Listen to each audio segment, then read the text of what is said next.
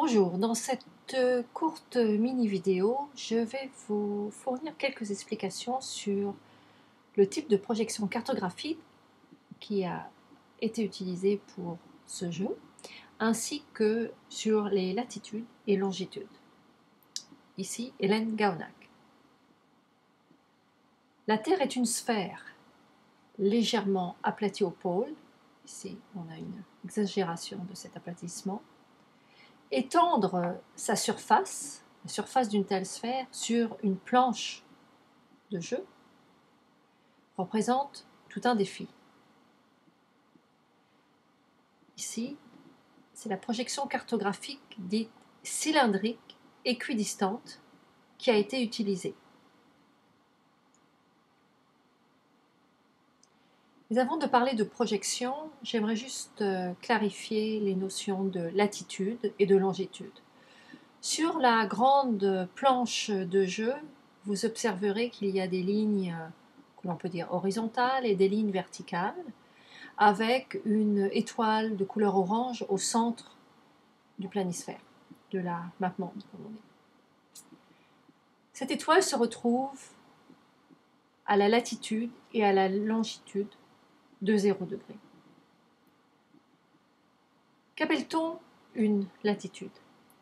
La Terre est divisée de manière imaginaire en latitudes sous forme de degrés qui indiquent la position d'un point, mettons ici, sur la Terre, au nord, dans ce cas-ci, par rapport à l'équateur, ou d'un point au sud par rapport à l'équateur. La latitude 0, la ligne blanche ici, correspond à la ligne de l'équateur. En se dirigeant vers le nord, la latitude s'élève à partir du 0 degré pour atteindre 90 degrés nord, au pôle nord. C'est la même chose en allant vers le sud, dans l'hémisphère sud, où la latitude s'élève de 0 degré à 90 degrés sud. Les longitudes sont également des lignes imaginaires allant d'un pôle à un autre pôle. Elles sont aussi appelées des méridiens. La longitude 0, qui passe par notre étoile de couleur orange, passe par une banlieue de Londres qui s'appelle Greenwich, en Angleterre. En se dirigeant vers l'est, la valeur de la longitude augmente de 0 degré jusqu'à 180 degrés est. Vers l'ouest, la longitude s'élève à partir de 0 degré jusqu'à 180 degrés ouest. En fait, les deux 180, ouest et est, se retrouvent à être sur le même méridien dans l'océan Pacifique. Cette ligne s'appelle la ligne de changement de date et elle correspond de part et d'autre à une différence de 1 jour. On retrouve ici, sous une autre forme, les latitudes nord en bleu, les latitudes sud en rouge, les longitudes ouest en rouge et les longitudes est en bleu. La projection cartographique utilisée est donc dite cylindrique équidistante. Elle s'appelle ainsi étant donné que les latitudes ou les longitudes sont séparées sur une telle planche de manière égale, à même distance, ce qui fournit un avantage quand on veut jouer à un jeu pour passer d'un point à un autre. L'implication d'une telle projection est la suivante. Reprenons le globe de manière schématique. Il se retrouve dans un cylindre et nous allons essayer de l'étaler sur le pourtour de ce cylindre pour représenter notre planche du monde, planche de jeu.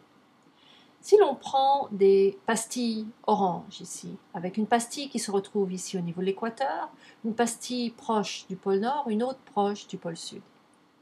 En étalant, en faisant cette projection cylindrique équidistante, on peut voir par le schéma ici, par la figure ici, que les pastilles qui se retrouvent proches de l'équateur seront non déformées, alors que celles qui sont proches du pôle nord ou du pôle sud se retrouvent déformées est-ouest, et donc cela implique que tout ce qui est continent, par exemple, va être déformé suite à cette projection cylindrique équidistante. Par exemple, le Groenland se trouve à être exagérément déformé à cause de cette projection. Donc l'avantage est que l'on va se retrouver avec une grille, avec des carreaux, si on peut dire, qui sont toujours les mêmes, de même taille, sur toute la planche de jeu. Mais par contre, il faudra tenir en considération que la déformation des continents est beaucoup plus forte, proche des pôles, alors qu'elle est quasi nulle aux alentours proche de l'équateur. C'est ce qu'on retrouve ici, avec donc d'autres planches de jeu.